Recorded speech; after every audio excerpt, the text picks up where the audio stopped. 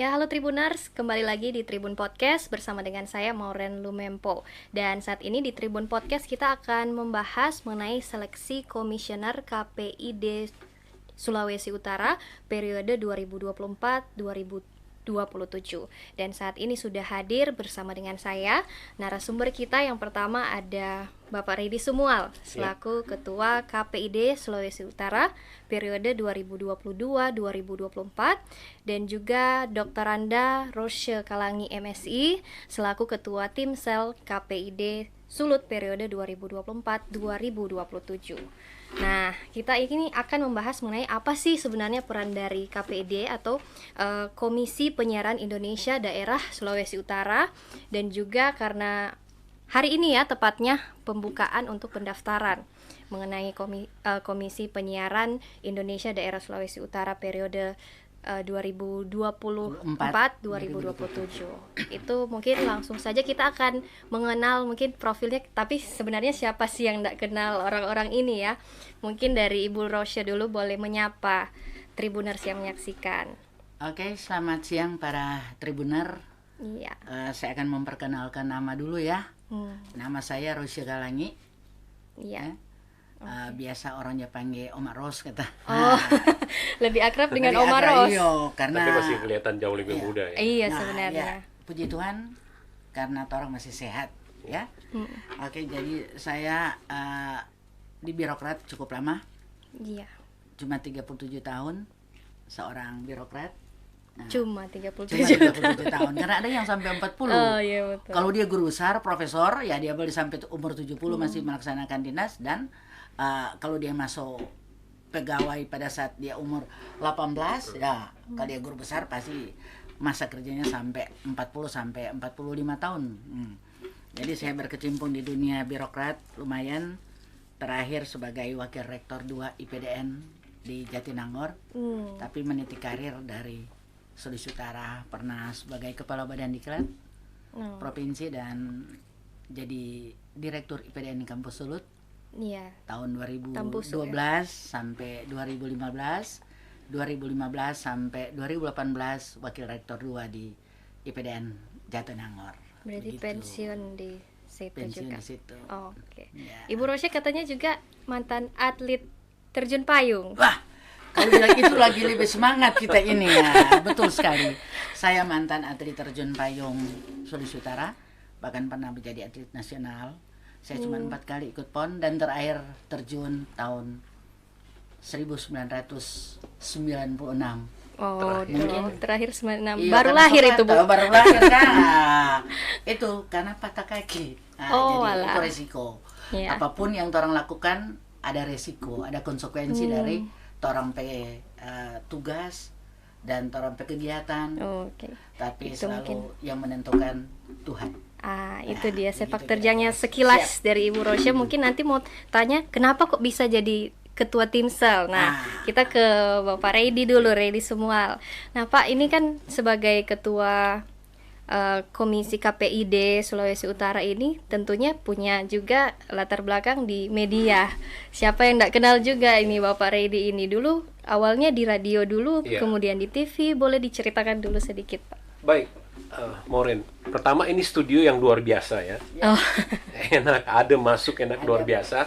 Tentunya akan menghasilkan siaran-siaran yang luar biasa. Amin. Secara singkat, pekerjaan saya dari tahun 97 itu suka nanya-nanya. Pekerjaannya suka nanya-nanya. Banyak nanya. Seperti pekerjaan Maureen hari ini ya, suka nanya-nanya.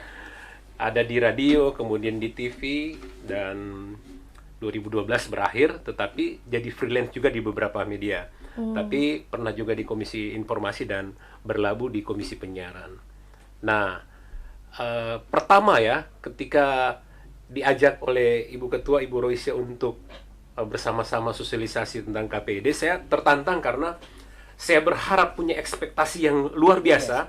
Ketika Ibu Roshe jadi ketua, ada Bung Sek, Bung Icat juga, dan beberapa figur lain, ada rektor, ada Pak Asisten, dan Pak akan menghasilkan komisioner-komisioner yang luar biasa ya. Karena siapa penyaringnya akan menentukan siapa hasilnya. Hasilnya betul. Nah, secara sepintas bahwa kita diatur dalam Undang-Undang Penyiaran, Maureen. Undang-Undang 32 tahun 2022, undang-undangnya sudah usang ya. Sudah 22 tahun, Ibu Roshe. 2002 ya, 22 tahun ya. Oke. Nah, sepintas pekerjaan kita diatur di dalam undang-undang ini. Singkatnya gini. Orang bertanya, apa sih KPD, Komisi Penyiaran, apakah menghasilkan penyiaran atau sekedar apa? Nah, kita itu memantau semua lembaga penyiaran. Nanti ada regulasinya, ada tahap-tahap mulai dari sanksi ini, sanksi itu, dan seterusnya. Nah, lembaga penyiaran itu apa? Apakah termasuk podcast seperti ini? Iya, Ini kan menghasilkan penyiaran. Betul, media-media sekarang banyak kan, Nah, kalau media-media saya online. kontrol di monitor di Facebook Tribun Manado, kita udah keluar di sini ya. Yes. Sementara live ya, Iya. di jam ini. Sementara live. Nah, kita mengawasi yang namanya lembaga penyiaran. Ada 4 sekarang sesuai undang-undang itu, yaitu lembaga penyiaran publik (LPP) yang terdiri dari TVRI dan RRI. Oh, oke. Itu milik pemerintah, didanai oleh dana APBN. Kemudian yang kedua yang namanya LPS, lembaga penyiaran swasta. Nah, lembaga penyiaran swasta itu radio-radio swasta di tanah air, termasuk di daerah, mulai dari Radio Delta, Sumber Kasih, Al Khairat, Montini, radio apa lagi ya gitu. Kemudian LPS yang bentuknya televisi, misalnya RCTI, Indosiar, Metro TV, Antv, itu LPS namanya. Yang ketiga yang namanya LPK, Lembaga Penyiaran Komunitas. Itu ada bentuk-bentuk penyiaran yang dalam radius tertentu, misalnya ada satu lembaga gereja atau masjid bikin radio, itu LPK. Atau kampus gitu, lembaga penyiaran komunitas dalam radius tertentu saja gitu. Perizinannya sangat mudah. Nah, yang terakhir namanya LPB, Lembaga Penyiaran Berlangganan. Mungkin Tribuners tanya, apa itu? Itu yang ada di desa-desa termasuk kota juga, TV-TV kabel. Nah, itu TV kabel itu diawasi oleh KPID. Jadi 4 bentuk penyiaran ini diawasi oleh KPID. Yang mana diawasi itu konten siarannya, produknya. Kalau lembaga sensor film kan diawasi dulu sebelum penyiaran. Sebelum tayang. Sebelum tayang gitu kan. Tetapi kita awasi pasca broadcast, setelah siaran. Nah, kalau misalnya podcast Tribun ini sudah masuk, nah itu kita langsung awasi. Nah, bagaimana mengawasinya? Tentunya kita memiliki yang namanya infrastruktur. Kalau Moren pernah berkunjung ke kantor kami, kalau Ibu Ketua sudah melihat, di situ ada monitor televisi dan beberapa perangkat radio. Kita melakukan pengawasan secara manual. Ada sekian banyak perangkat penyiaran yang ada di daerah Sulawesi Utara, baik itu TV lokal ada 16. Mungkin ada yang kaget, ada 16. Nah, apa aja itu gitu? Nah, 16 itu TV lokal itu adalah misalnya Kawanua TV, TVRI lokal, Kompas TV lokal, termasuk RCTI, SCTV, Indosiar yang berjaringan di Sulawesi Utara. Jadi jumlahnya kurang lebih 16 atau 17, saya lupa. Karena ini ada beberapa TV yang sudah mulai masuk lagi, misalnya Mentari, Moji, dari kelompok Indosiar, nah itu sudah masuk. Nah, termasuk radio-radio yang ada di Sulawesi Utara, termasuk di Kepulauan Sangihe, Bolang Mondo. Nah, timbul pertanyaan, bagaimana kita mengawasi yang ada di daerah-daerah? Nah, kami memanfaatkan secara optimal sebagaimana penyelenggara pemilu itu kan ada Bawaslu yang memanfaatkan pengawasan partisipatif. Kita juga melacak itu. Mungkin kalau Ibu Rosi dengar suara-suara teman-teman saya juga ada di radio-radio mengajak pemirsa penonton mengawasi radio itu, mengawasi TV itu. Supaya kalau ada laporan, ini siaran ini jelek ini. Ini ada kata-kata yang tidak santun gitu. Laporkan ke kami. Kami memiliki yang namanya call center dan beberapa akun media sosial. Kira-kira seperti itu, Moren. Bagaimana kerja dari perannya KPID Sulawesi Utara dan beberapa fungsi lain yang nanti panjang nih ceritanya. Sebenarnya kalau di Sulawesi Utara ini permasalahan penyiaran itu biasanya apa? Ya, oke, ini menarik ya. Sekarang kita memiliki tantangan terbesar yang namanya media sosial. Iya, betul. Media sosial itu kalau kita menonton dari YouTube, TikTok dan sebagainya, termasuk Facebook, ada konten-konten yang memang tidak bisa terkontrol lagi. Mulai dari kepada mengarah ke asusila, mulai arah ke kekerasan dan sebagainya. Tetapi kita merapikan itu di dalam tayangan-tayangan lembaga penyiaran tadi. Sehingga ada pertanyaan, di mana alat konfirmasi media penyiaran yang benar? Disitulah 4 lembaga penyiaran ini. Itu tantangan terbesar. Sehingga kami tahu bahwa lembaga-lembaga penyiaran yang di daerah Sulawesi Utara sudah melakukan tindakan-tindakan yang profesional Tinggal kami misalnya template-template saja yang sederhana, misalnya kategori usia tidak ditaruh, kami telepon aja. Pelanggaran-pelanggaran itu yang sering muncul. Kalau yang lain konten-konten tidak mungkin lah TV yang berskala nasional, TV yang berskala yang TVRI misalnya mau pasang yang berbau seksual misalnya atau ya kekerasan, pasti tidak. Nah, contoh saja yang perlu kami pelototi di TV, misalnya ini pemberitaan. Pemberitaan kita misal pembangunan ekonomi Sulawesi Utara kan biasa footage-nya atau gambarnya kan diambil di Pasar 45. Contohnya, contoh pelanggaran. Contoh. Ketika di shoot gambar, kemudian ada orang jalan sambil merokok. Kemudian kameramennya ambil itu. Itu pelanggaran, nggak boleh. Di dalam satu pemerintahan nggak boleh mengekspos orang berekspresi dengan merokok. Itu contohnya. Contoh hal-hal dari pelanggaran. kecil ya mungkin. Ya, hal-hal kecil. Kami langsung tegur itu. Kalau diulangi sekali lagi bisa kena penalti-penalti lain sebagaimana diatur dalam Undang-Undang Penyiaran. Gitu, More. Mungkin nanti sebentar bisa diceritakan apa penalti-penaltinya ya Boleh, mungkin. Nah, boleh. kita ke Ibu Rosya dulu. Ibu Rosya, kalau misalkan melihat dari apa yang tadi disampaikan, sebenarnya apa kriteria utama untuk jadi apa ya pertimbangan dari tim seleksi untuk calon anggota KPID ini? Oke, terima kasih. Iya. Cantik dan cantik. Iya, Ibu cantik. Iya. Masih muda, kreatif ya. Ini rupanya passionnya sama dengan Pak Redi ya. Ya, bisa saja mereka kan selalu lebih bertanya. unggul Oh, nih, karena sekarang Jadi kan lebih memang banyak ini. Dari muda semesti Iya. seperti ini, harus Iya. seperti ini. Iya. Berani bertanya dan pasti ada alasan kenapa harus bertanya. Betul. Begitu kita Iya, kan? iya, iya. Oke, tadi tanya kenapa saya bisa ditunjuk. Ini rekrutmen untuk menjadi tim seleksi adalah kewenangan dari Dewan Perwakilan Rakyat Daerah Sulawesi Utara, dalam hal ini pimpinan dewan yang diketuai oleh Bapak Dr. Andi Silangen, dan mereka mendelegasikan kepada Komisi 1 yang membidangi tugas pemerintahan ya, sehingga mereka merekrut, menginventaris tentunya orang-orang yang kira-kira cocok untuk menjadi tim seleksi. Dan puji Tuhan, saya salah satu yang direkrut dan diberikan tanggung jawab. Kami sesuai dengan surat keputusan Dewan Perwakilan Rakyat Daerah Sulawesi Utara nomor 8 tahun 2024 tentang pembentukan tim seleksi ya untuk pemilihan anggota Komisi Penyiaran Indonesia Sulawesi Utara tahun atau periode 2024-2027. Kami ada berlima. Pertama ada Pak Dr. Denny Mangala dari unsur pemerintah. Beliau itu Dr. Denny Mangala sebagai asisten 1 Pemprov, dan ada Prof. Berti Sompi sebagai rektor Unsrat. Saya ada Pak Risat Sangar dan ada juga Pak Anto. Kami berlima.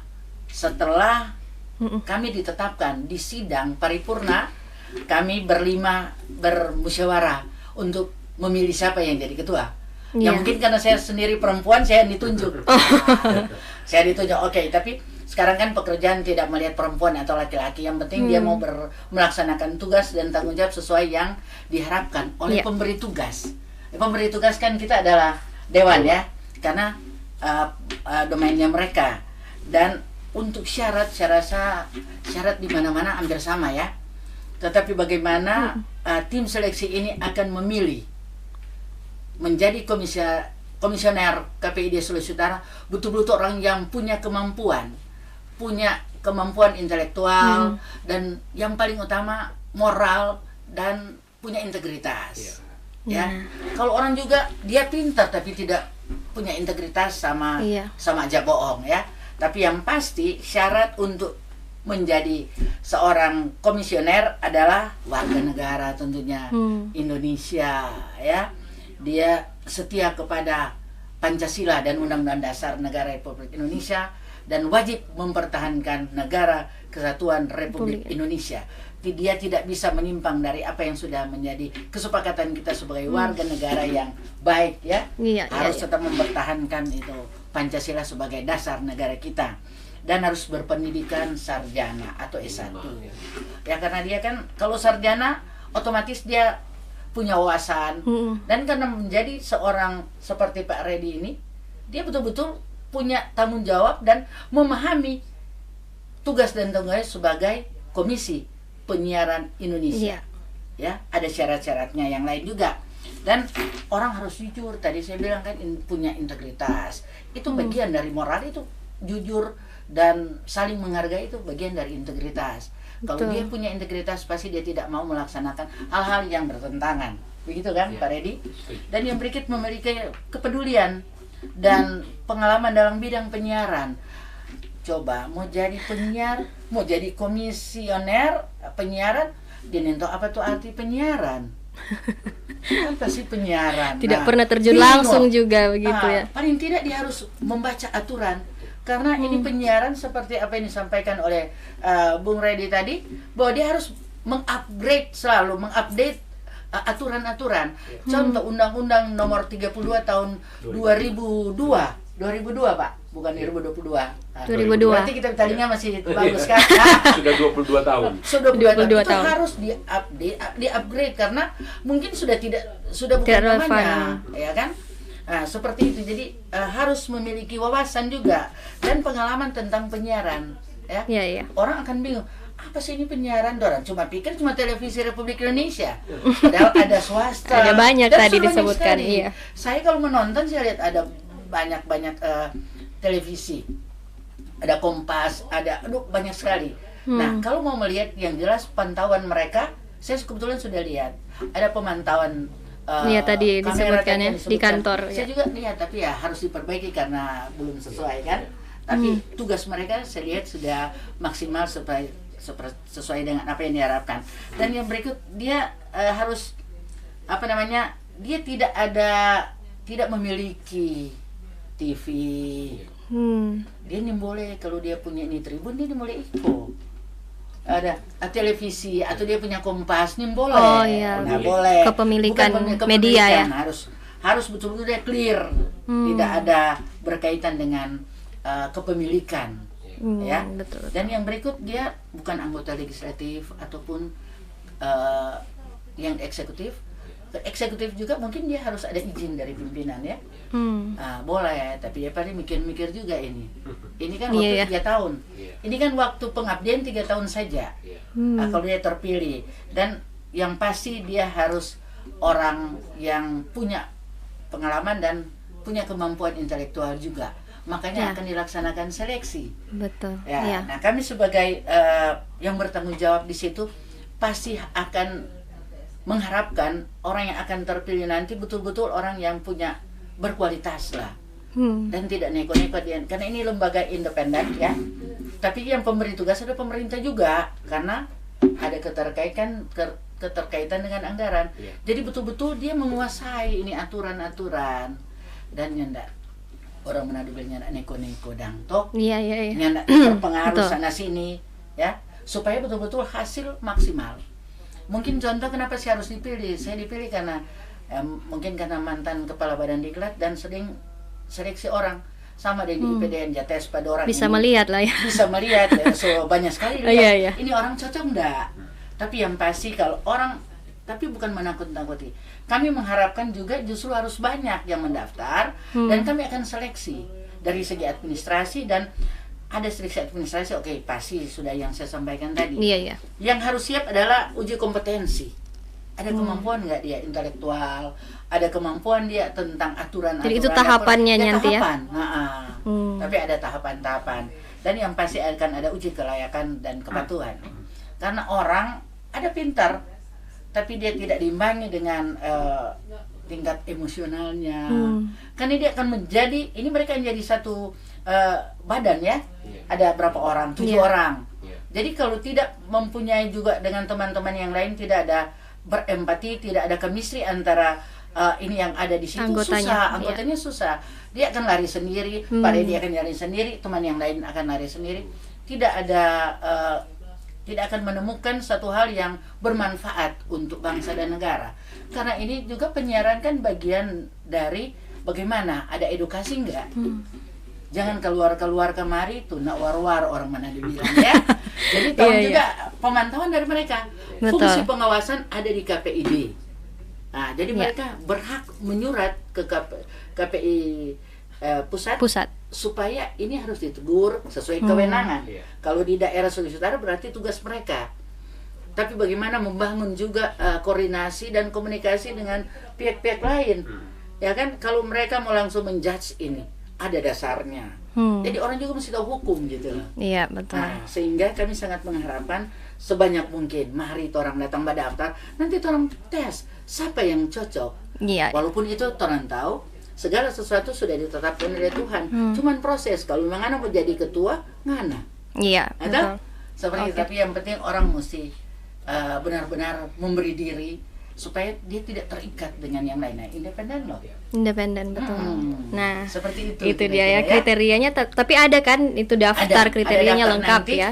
Yang juga akan mendaftar kan kita sudah buka sekarang tanggal 8 ya. Tepat tanggal Sampai 8 ya, ini. ya, makanya semua sudah diatur ya. Iya. Saya juga berterima kasih kepada Tribun karena bisa menerima dan bisa menyebarluaskan ini informasi juga. supaya orang nggak usah takut, nak bayar kok, Iya, gratis. Dan menambah wawasan karena akan ada pencerahan juga dari narasumber yang supaya memberikan mereka paham. Membekali ya. Ada pembekalan. Nah mungkin kalau sejadi orang akan bilang harus ada capacity building, bagaimana ada peningkatan kemampuan seorang komisioner, ya. Terus ini kualitas tidak diragukan lagi kan? Mungkin mau tanya juga ke Bapak Redi, dari kriteria-kriteria itu bagaimana sehingga bisa menunjang 3 tahun ya menjabat sebagai ketua komisi, ketua KPID Sulut ya, seperti apa? Saya sangat setuju ya, 1000% ya dengan syarat-syarat ini seperti Ibu Ketua sampaikan. Sudah berdasarkan pengalaman ya. Dari 3 kali pertemuan dengan Ibu Roisya sebagai ketua dan beberapa tim sel, kata integritas itu yang selalu dimunculkan dan sampai siang hari ini. Memang betul-betul dirasakan memang perlu ya. Memang ada kriteria klasifikasi beberapa hal-hal teknis. Tapi kenapa ini ditonjolkan terus masalah integritas? Karena apa Moren dan Tribuners? Hasil yang kami kerjakan itu adalah hasil yang nggak boleh neko-neko. Harus kacamata kuda, artinya kan ketika kita memantau ini, siaran ini, tidak boleh didustai hasilnya. Karena apa? Ada alat pemantau, tapi ada alat juga dari sekian pasang mata, sekian pasang telinga yang mendengarkan siaran-siaran dari lembaga penyiaran tadi. Kita nggak boleh bohong. Betul, ada pengawasnya Ada juga. pengawasnya, gitu. Iya, betul. Gitu. Jadi kalau melahirkan figur-figur yang tidak berintegritas, sudah pasti kan hasilnya juga tidak akan baik. Demikian juga dampak bagi pembangunan Sulawesi Utara akan kurang baik. Jadi saya sangat setuju itu tentang penonjolan integritas. Dan ke depan nanti hasil dari Timsel ini siapapun dari mudah-mudahan akan banyak ya, akan banyak yang mendaftar. Nanti kami KPID juga ada akun media sosial akan publish sama-sama itu supaya semakin banyak yang tertarik dengan ini. Mungkin kami tambahkan bahwa ini bukan sekedar figur-figur yang mencari pekerjaan. Karena kalau cuma sekedar mencari pekerjaan, kalau tidak ada pekerjaan, dia hanya kejar apa yang namanya money oriented gitu. Padahal honor. Sehingga ya, padahal ini adalah satu pengembangan profesionalisme di dalam dunia penyiaran.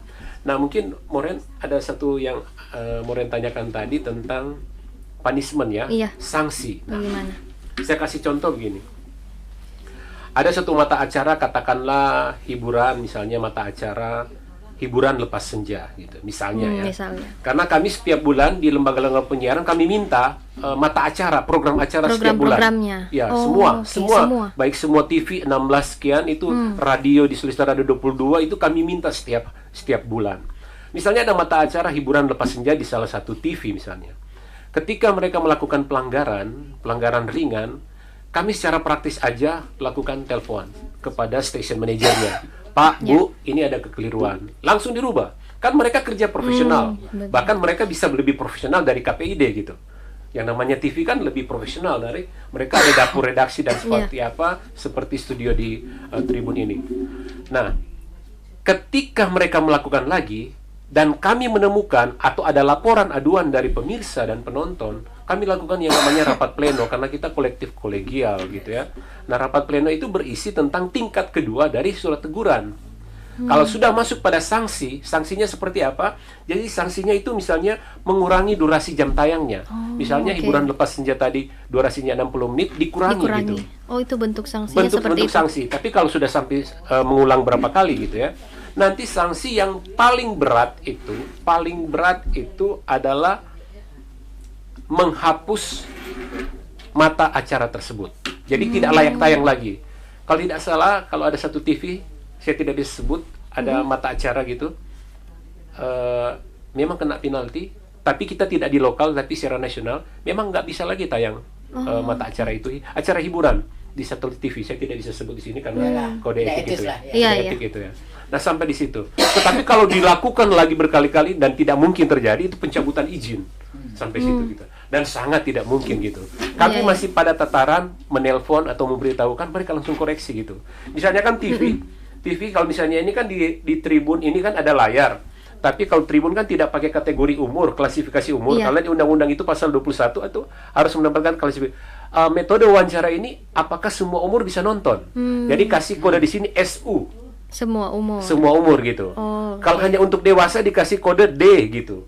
Kalau hanya anak-anak kasih A gitu. Nah, kebanyakan mereka template-nya tidak taruh, kami hanya nelpon aja, Pak, Bu, ini lupa taruh. Oh ya maaf, langsung diperbaiki. Jadi seperti itu saja yang kami sering lakukan, karena kan mereka bekerja profesional, langsung dirubah dan memantapkan siaran-siaran yang ada gitu. Nah, kami menunjang pemerintah dengan model begini. Siaran lokal itu harus banyak berisi konten-konten lokal. Coba Moren lihat di TV misalnya atau di radio, untuk apa fungsinya kita harus menonton pembunuhan di Jambi, kekerasan di Aceh, gitu ya. Untuk apa? Kemacetan di Jayapura, untuk apa gitu? Tetapi mari kita mendorong, karena di undang-undang itu 10% siaran lokal. Kita melihat bagaimana pembangunan atau keberhasilan pembangunan di daerah. Misalnya kemarin ada pertumbuhan ekonomi sekian persen. Itu masyarakat perlu tahu. Karena kan di Facebook itu atau di medsos itu kan banyak yang tulisan membabi buta, menjelek-jelekan pemerintah misalnya. Atau misalnya pengembangan pertanian, Dinas Pertanian di Sulawesi Utara mengembangkan ini. Kita mantapkan dalam pemberitaan gitu. Toh? Kemudian pengembangan UMKM misalnya di Sulawesi Utara lewat dinas yang ada, kita mantapkan itu. Atau pariwisata, kita mantapkan di siaran-siaran lokal supaya validasi dari pemantapan pembangunan dari Sulawesi Utara terkonfirmasi di lembaga penyiaran. Itu kita saling menunjang itu supaya ada manfaatnya gitu. Iya betul. Gitu. Karena peran media juga untuk promosikan kebudayaan atau kearifan lokal ya. Betul. Dari Sulawesi Utara khususnya. Kesehatan gitu. Kita dorong sehingga kita ada tagline dari Komisi Penyiaran itu, yaitu siaran sehat untuk rakyat. Baik sehat jasmani maupun rohani gitu kan. Betul. Itu tagline kami. Iya. Oke, Ibu, kalau misalkan dari Timsel sendiri, apakah ada misalkan persyaratan, misalkan mesti ada perempuan atau keterwakilan dari harus anak daerah Sulawesi Utara atau bagaimana, Bu? Kalau dari Timsel? Oke, kalau prinsipnya namanya seleksi, tidak dibatasi perempuan atau laki-laki, sama semua. Karena kata orang di negara ini cuma 2, perempuan dan laki-laki. Jadi berhak. Itu hak warga negara sama di mana-mana kira-kira ya. Bahkan kalau perempuan, kalau dia debat, kenapa tidak? Ternyata saya perempuan bisa jadi ketua. Betul. Bukan mendiskreditkan laki-laki, tidak. Tapi kemampuan dari peserta seperti apa tidak dibatasi. Jadi yang pasti dia harus memenuhi kriteria yang tadi, dan ada tambahan karena dia harus bebas narkoba. Bagaimana dia mau jadi ketua KPID selalu berurusan dengan polisi, terus DP nama di siaran, kan tidak bagus. Jadi harus bebas narkoba, paling dia tidak pernah ditetapkan sebagai tersangka. Jadi harus ada surat dari pengadilan, ini orang bebas, tidak pernah dihukum dah. Karena di mana-mana sekarang publik so melek dorang, so tabuka dorang pemata sampai ini orang pantas, ya kan? Sehingga harus ada pernyataan bahwa dia itu tidak pernah dikenakan hukuman, ya. Dan menarik juga bahwa sekarang kan orang melihat kemampuan seseorang ya, dan bagaimana dia mau jadi seorang, karena tadi saya bilang ini kan lembaga, harus ada, mereka juga akan memilih pengurus yang ada di situ ya. Dan yang berikut tadi saya senang sekali apa yang disampaikan oleh Pak Redi tadi, ini bagaimana kita mau mengisi keberhasilan dari pemerintah daerah supaya ini masyarakat tahu. Ini kan masyarakat walaupun mereka tidak lihat di TV, tapi di media sosial banyak sekali. Jadi harus ada contoh kemarin Itu pertumbuhan ekonomi di sudut paling tinggi luar biasa. Itu karena ada komitmen dari pemerintah, dalam hal ini Bapak Gubernur dan Wakil Gubernur serta Sekda dan seluruh jajaran OPD yang ada di Sulawesi Utara. Bagaimana kita meningkatkan kemampuan pangan dan lain-lain sebagainya, sumber daya manusia. Kalau cuma bomba uni yang dari sana bunuh ini, laki bunuh bini, kekerasan. Nah, itu kan tidak. Bagaimana sama mau menanamkan juga ke anak generasi kita bahwa saya dan orang tua begitu gitu. Kan tidak pantas. Jadi betul-betul menjadi komisioner ini orang yang mampu tadi bilang menjudge kalau salah. Iya. Nggak ada siaran soalnya betul, ini boleh begitu. Jadi tapi ada etika ya. Makanya harus ada fungsi koordinasi. Ini koordinasi juga kalau tidak diikuti dengan komunikasi nol. Jadi Pak Reddy lakukan itu, dia koordinasi dengan pihak-pihak terkait supaya dia juga melakukan komunikasi sehingga bisa meredam hal-hal yang tidak pantas didengar atau ditonton oleh masyarakat. Yang pasti ini siapa yang akan jadi terseleksi dengan baik, dia punya kemampuan untuk mampu juga meningkatkan kemampuan dari masyarakat dan edukasi untuk masyarakat. Jadi harus bagaimana kita mau tingkatkan ini media siaran penyiaran melalui keberhasilan dari pemerintah daerah. Orang cuma dengar-dengar di Jawa begini, orang sendiri di daerah bagus, kenapa tidak? Iya, Mungkin betul. personil, tapi untuk pemerintahan masih lumayan hebat. Seperti itu. Iya, ya. baik. Mungkin terakhir kita juga mau minta tanggapannya dari Ketua KPID. Bagaimana kan tadi sempat disinggung sedikit bagaimana perkembangan media sosial saat ini ya. Nah itu bagaimana pengaruhnya ke penyiaran di Sulawesi Utara? Kalau ada. Ya, media mainstream atau lembaga penyiaran kita nonton lewat televisi maupun dengar di radio itu media konvensional ya. Saat ini dengan era distruksi kita sudah saling head to head dengan media sosial ya. Nah, pertama kami sampaikan pola menonton sekarang sudah berbeda. Walaupun siaran TV maupun radio kita kan sudah siaran digital, bisa menonton lewat gadget. Demikian juga radio itu sudah ada radio streaming, kita bisa mendengar lewat televisi. Tapi yang menjadi tantangan, tidak ada yang mengawasi media sosial itu bergejolak seperti apa. Memang ada undang-undang ITE, tetapi tidak serapi yang bagaimana kita atur dalam undang-undang penyiaran. Sehingga kami turun ke 15 kota kabupaten di sekolah-sekolah supaya memperbanyak tampilan di beranda itu siaran sehat. Artinya konten-konten yang positif. Karena sampai saat ini kita belum bisa melarang ya konten-konten yang berbau negatif. Negatif ya, karena kita bukan wilayah kita gitu. Bukan ranahnya mereka. Bukan ranah kita. Tapi kami mendorong supaya yang jadi FYP gitu tampil di beranda itu lebih banyak yang positif. Sehingga ketika kita buka, lahirlah siaran konten positif. Tetapi ini kabar yang menggembirakan, Komisi 1 DPR RI sudah pada taraf final untuk revisi undang-undang penyiaran, sehingga kita tadi kan 4 lembaga penyiaran, LPP, LPS, LPK, kemudian apa tadi LPB. Sudah ada nanti lembaga penyiaran multimedia. Nah, di sini kita mulai masuk ke media sosial. Seperti kalau tidak keliru saya dapat bocoran draftnya, Netflix dan kawan-kawan akan diawasi. Sudah akan diawasi juga. Sudah dibayangkan Moren, Ibu Ketua, tugas Komisi Penyiaran itu ribet banget, ribet banget gitu. Itu dia. Aduh, bayangkan nggak cukup waktunya. Kalau itu masuk ya, dan bocorannya bisa masuk gitu. Oke, saya tambah. Ini senang sekali. Ini kan kita saling memberikan masukan, informasi ya. Jadi senang sekali. Makanya tugas dari tim seleksi seperti apa yang disampaikan tadi, orang betul-betul punya kualitas. Dia bukan cuma belajar teori atau sekedar cari pekerjaan, tidak. Money oriented. Memang money oriented, bukan seperti itu. Tapi dia punya kemampuan untuk membaca, ya. Proyeksinya seperti apa? Ini mau jadi apa ini kira-kira ke depan? Sehingga memerlukan orang yang punya nalar panjang ya kan? Sehingga saya bilang, aduh, saya juga terbeban dengan perkembangan sekarang ini penyiaran, media sosial, aduh lain kali soalnya pantas kurang anak tuh udah batanya. Kenapa dia begitu? Kenapa dia bunuh dia papa? Kenapa ini papa bunuh tuh mama? Sekarang lagi viral kan? Nah, itu memang di sisi lain menguntungkan, tapi untuk pembelajaran kepada anak-anak itu tidak pantas. Itu papa bunung tuh mama. Iya. Enak dinonton, tapi apakah sehat gitu ya? Siapa merinding kita Moren. Iya. Coba bacakan lagi berkembang media-media lagi sekarang begitu. Jadi sekarang untuk menjadi seorang komisioner KPID Sulut, betul-betul orang yang punya kemampuan bisa membaca situasi dan harus kemampuan teknik juga. Iya. Era digital. Jangan digital, dia harus kuasai. Betul, Di-upgrade terus ya. di-upgrade terus sesuai perkembangan. Orang dulu cuma BlackBerry, WA. Sekarang soal video call. Nah, itu juga sebenarnya kalau kita mau pelajari, Pak, ada orang cuma mau tes. Tapi ternyata tidak etis juga. Bayangkan rapat di mana?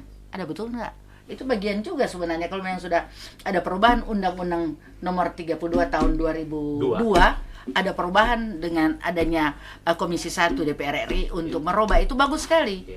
Supaya ada pembelajaran dan orang-orang tidak semau semau dia untuk mau lepas ini berita.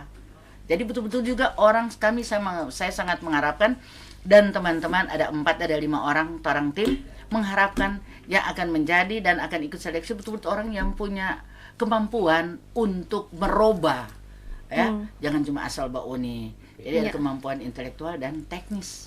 Betul. Kalau ini macam memang pengalaman, passionnya sama dengan ini Nona Moren ini sama dengan Mbak Rebi, menguasai. Iya, betul. Kalau kita kan cuma dari tim seleksi kita mempelajari bahwa orang punya kemampuan ini, tapi teknis pelaksanaan di lapangan ini orang-orang yang akan nanti dipilih oleh Tuhan untuk orang boleh melaksanakan tugas. Tentunya orang kan ini tim seleksi akan setelah 21 akan sampai 7 orang kan yang mau dicari, ya. Oh iya. Jadi betul-betul orang memang berkualitas. Tapi orang cuma menyerahkan itu kepada dewan, nanti mereka yang tentukan. Oh, oke, Gitu. begitu ya prosesnya. Ya. Oke, mungkin menutup bincang-bincang kita di saat ini, harapan ke depan untuk mungkin anggota KPID yang akan terpilih, atau mungkin prosesnya yang akan dilalui, tahapan-tahapannya akan seperti apa? Mungkin mulai dari Bu Rosya dulu. Oke, yang pasti saya mengharapkan karena ini sudah dibuka tanggal 8 sampai tanggal 2 Juni. Jadi untuk sekretariat langsung untuk pelamar bisa langsung dikirim ke sekretariat Dewan Perwakilan Rakyat Daerah Sulawesi Utara di Jalan Manado Bitung di Kairagi. Langsung, atau nanti kan di media juga kami akan memberi nomor-nomor kita untuk mereka bisa bertanya langsung, nggak apa-apa. Kalau saya 24 hours bisa berkomunikasi. Boleh, Jo? Boleh sekali. Dan di mana-mana saja boleh. Yang pasti yang berkaitan dengan seleksi, tapi bukan orang Toro menetapkan dia jadi pemenang atau dia yang akan dipilih, tidak. Karena saya juga punya prinsip, ya mungkin karena sering coba tes orang ribu, ya saya sudah tahu gerak-geriknya seperti apa, sering melihat, jadi mesti belajar dan punya kemauan. Kalau cuma orang suruh kan mendaftar, nggak sedap. Jadi betul-betul dari kemauan dia, sehingga passionnya betul-betul, oh iya dia cocok, ya. Karena akan ada psikotes juga. Itu psikotes juga menentukan. Orang menjadi pemimpin kalau dia wiro-wiro tentu nim boleh, setengah-setengah nim boleh. Jadi betul-betul dia punya berkualitas intelektualnya, inteligensinya, gitu ya. Baik, Oke, makasih. Pak Redi gimana untuk harapan mungkin untuk media penyiaran Sulawesi Utara? Pertama, dalam forum ini kami ingin sampaikan secara pribadi saya berekspektasi yang lebih dan lebih bagi Timsel yang hadir sekarang. Karena apa?